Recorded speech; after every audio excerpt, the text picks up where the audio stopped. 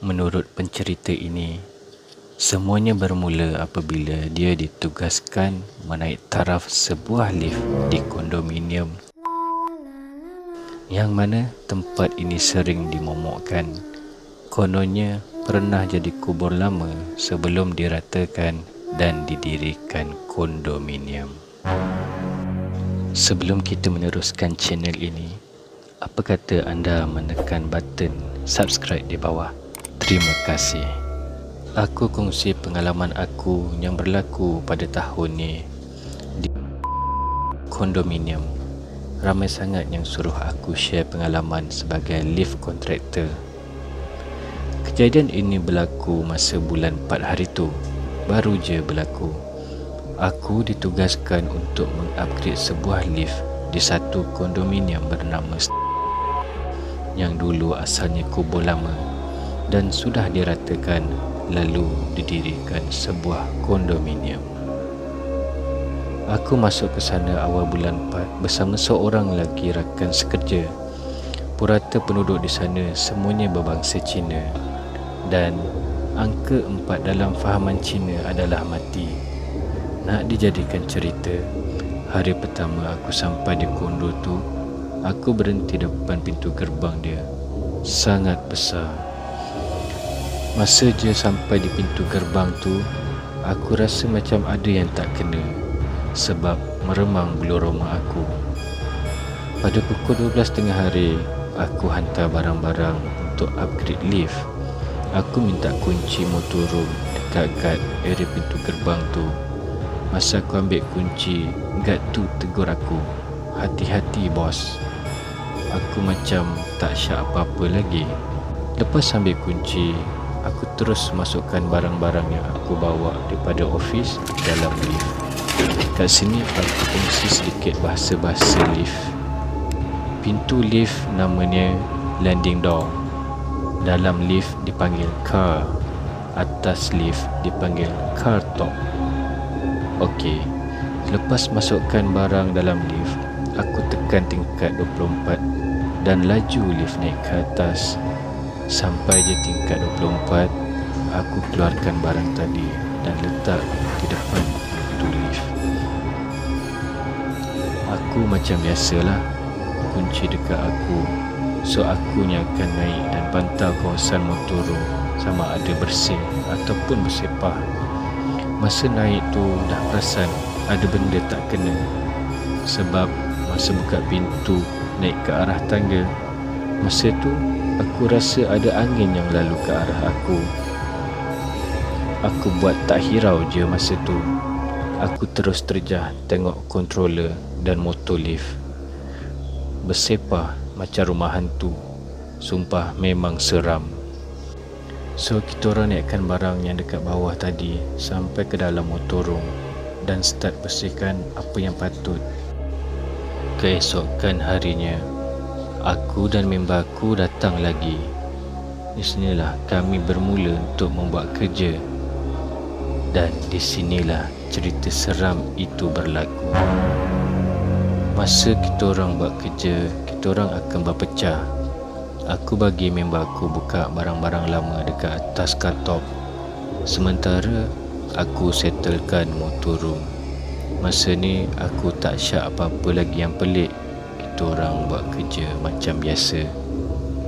Masa tengah best wiring controller sambil layan lagu-lagu lama, aku dengar bunyi tapak kasut naik ke atas, menghala ke arah aku. Makin lama, makin dekat. Makin lama, semakin dekat. Aku dah start panik, berpeluh. Oh, rupa-rupanya member aku yang tengah buat kerja kat bawah tu naik. Dia naik tak tegur aku. Jadi aku cakap kat dia, kenapa? Dah siap kerja kat bawah? Lincah sikit buat kerja tu, dah nak pukul 6 ni.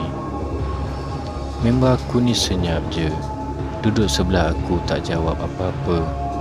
So aku buat keras je lah. Aku cakap lah, lambat siap, lambat balik. Dia masih berdiamkan diri. Member aku tu duduk diam dalam 10 minit dan sambil menenung aku buat kerja. Lalu dia bangun dan gerak turun ke bawah.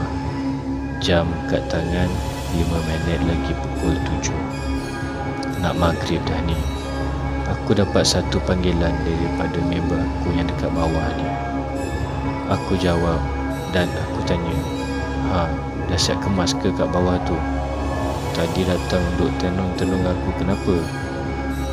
Tahu apa kawan aku jawab? Lee, aku dari pukul 3 tadi dah gerak balik. Ada emergency call. Aku call kau tak dapat. Mungkin line kau tak ada masa tu. So, siapa yang tenung aku tadi? Kejadian yang berlaku itu aku tak ceritakan dekat kawan aku. Dan pada keesokan harinya, kami sambung kerja seperti biasa. Tiba-tiba terdengar budak-budak bermain guli daripada tingkat 20. Weh Lee, kau dengar tak apa yang aku dengar? Member aku tegur. Aku pun cakap, alah biarlah, budak-budak je tu. Nak sedapkan hati aku dan member aku. Tapi suara ni pelik. Boleh dikatakan setiap hari akan dengar budak bermain guli. Pada waktu nak masuk maghrib, bila berlarutan macam tu, aku try tanya guard kat pintu gerbang tu pasal tingkat 20 ni. Tahu tak apa yang guard tu cakap? Ani, itu tingkat 20 mana ada orang duduk. Itu dari dulu sudah kosong. Aku tergamam. So, budak mana yang main guli tu? Kemanakah dia menghilang? Masih misteri. Pada hari terakhir aku buat kerja di sini, masa ni aku berada di tingkat 21 di atas cut-off. Dalam tempoh 3 hari aku buat kerja, aku selalu nampak kelibat budak-budak bermain. Pada fikiran aku, mungkin dia adalah anak jiran yang duduk di situ. Budak Cina kecil anggaran umur 3 atau 4 tahun, memakai gaun.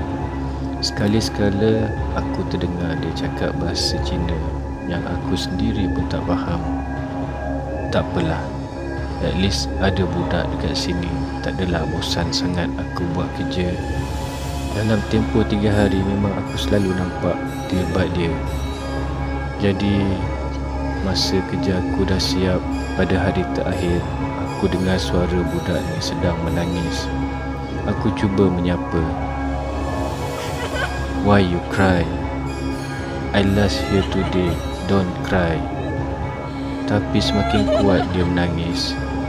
Dia seolah-olah ingin menunjukkan sesuatu. Jadi aku pun mengikut dia satu tangga ke bawah. Masa aku dah turun ke bawah, aku nampak kelibat dia ke arah sebelah kanan ke penjuru rumah dan masuk satu rumah ni. Aku pun jalan je lah. Sampailah aku berhenti di depan rumah bernombor 20. Aku nampak ada satu tempat Cina sembayang dan ada sekeping gambar dekat tempat abu tu. Korang tahu tak gambar siapa? Itulah gambar budak yang selalu teman aku masa aku tengah buat kerja tingkat 21. Dan tiba-tiba aku teringat yang guard tu kata tingkat 20 ni mana ada orang duduk dari dulu. Jadi dengan kalang kabut, tanpa menoleh ke belakang, aku terus lari kemas barang dan turun ke bawah. Dalam keadaan tercungap-cungap, aku berlari menuju ke guard house dan jumpa security yang ada kat situ. Aku ceritakan dekat dia yang aku jumpa budak perempuan di tingkat 20. Masa tu ada seorang aunty tua mendengar cerita aku. Dia pun menyampuk. Dek, dia jumpa ke budak perempuan Cina pakai gaun tu? Aku cakap, ya aunty, saya jumpa dia setiap hari sambil saya tengah buat kerja. Aunty pun cerita benda sebenarnya. Dek, budak yang you jumpa tu cucu saya. Dia mati sebab lemas di bilik air sama-sama dengan anak patung dan bantal dia. So aunty, rumah tu rumah cucu anti yang meninggal ke? Anti tu jawab, ya dik, itulah rumah dia. Dia penghuni pertama di floor 20 dan kes kematian pertama di situ. Sebab tu ramai orang tak duduk di tingkat 20 dan sehingga sekarang tingkat 20 kosong.